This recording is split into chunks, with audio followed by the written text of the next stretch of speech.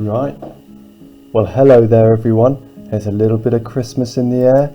There's a little bit of Christmas just up here. Otherwise, it's good old normal distribution, but we're going for the standard normal distribution. Where have we heard the word standard before in maths? Probably standard form, where it's one way that we can write all numbers so that we know where we are, whether they're big or small. Now, here, it's one way we can look at all data and talk about it in terms of the mean being 0, and then how far we fluctuate one standard deviation away from the mean. We're going to codify it so that that standard deviation will be 1. So we can be 1 either side of the mean, and our 68% will fall in between those zones.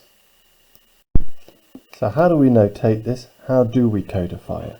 Well, the standard deviation bit's really quite simple, but we've got, if we have a normal distribution where you've got your mean, you've got your standard deviation, square it for the variance, and then in order to codify it, we would talk about that in terms of Z, and Z is going to equal whatever your bit of data is, take the mean and divide that by the standard deviation, because if you divide anything by itself you get to 1, don't you? So that makes a standard deviation equal 1, and there's our mean just there.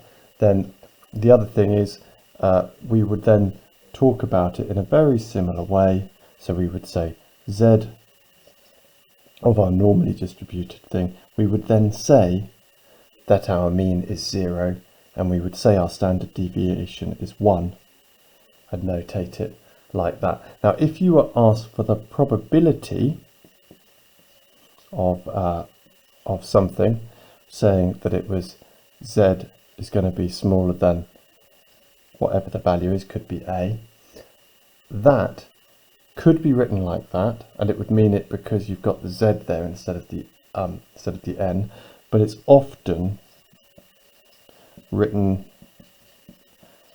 with another symbol, another Greek one.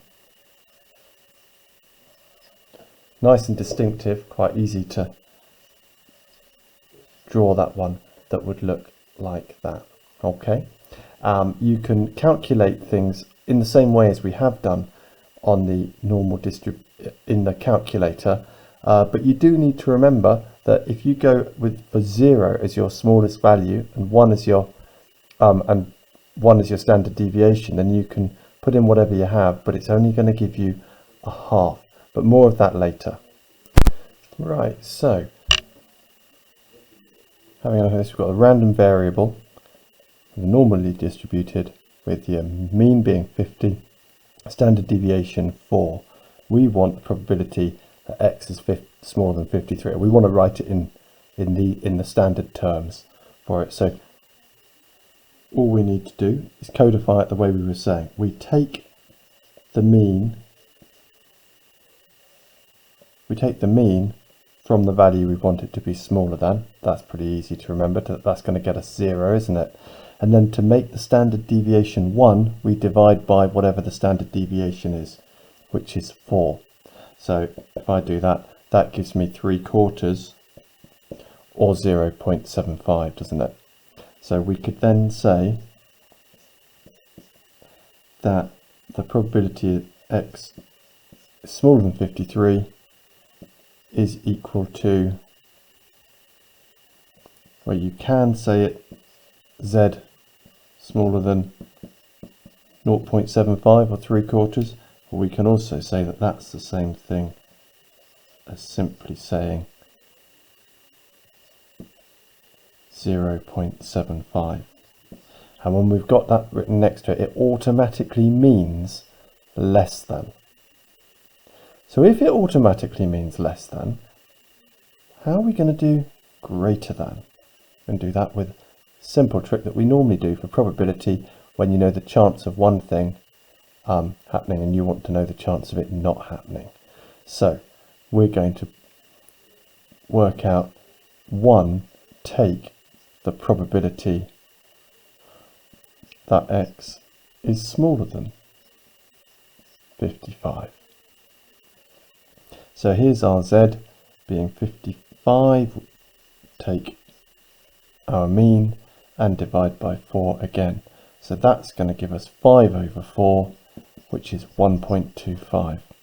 So that means our probability that x is bigger than or equal to 55 is going to be 1 take that probability of z being smaller than 1.25, just about fit in the screen there, or we can call it 1 take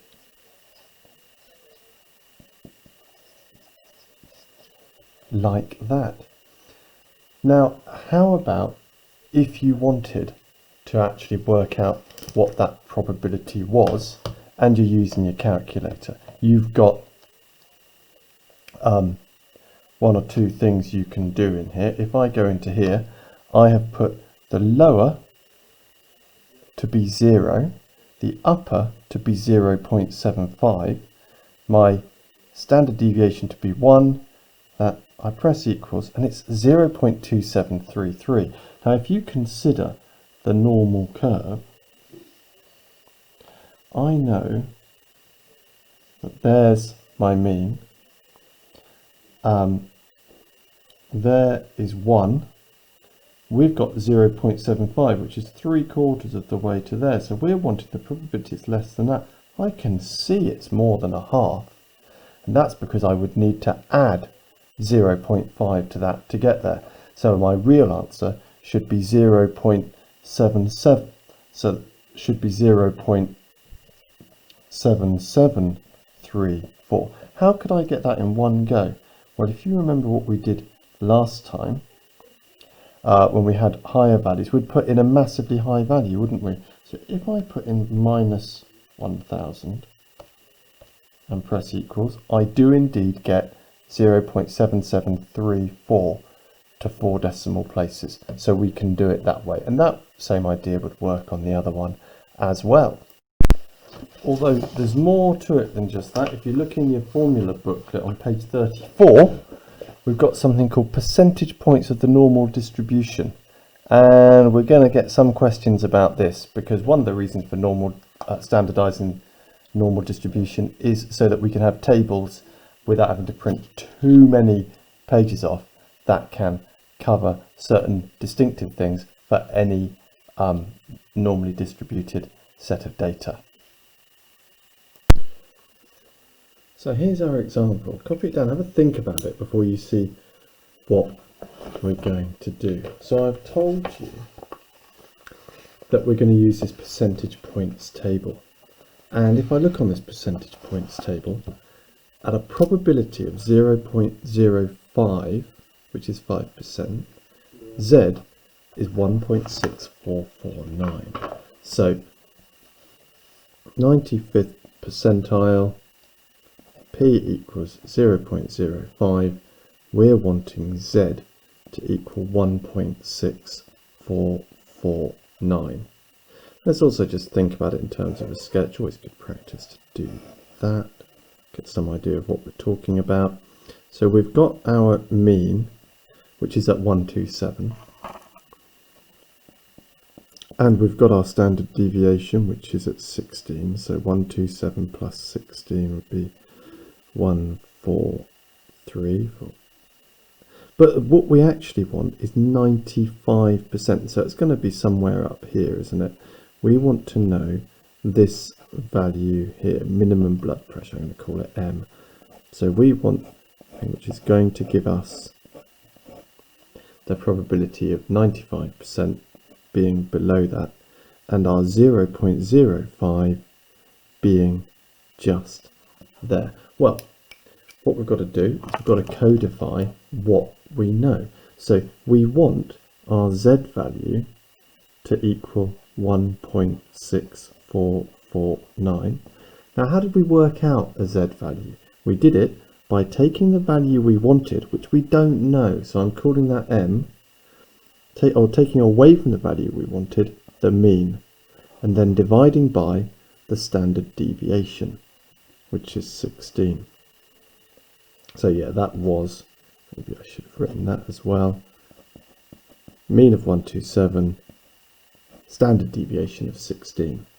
Now, if you then multiply it by 16, we get 26.318 something is equal to m take 127, and then simply add 127 to both sides, and you are going to get m being 153.3184.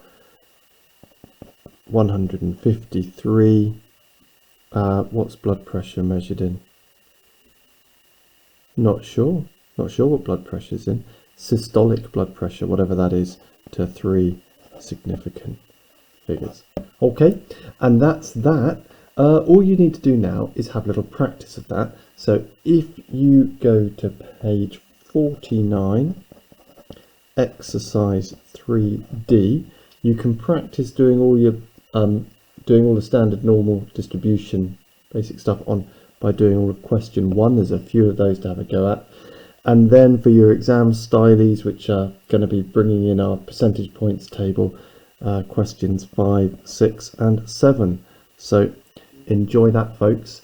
Cheerio, Merry Christmas.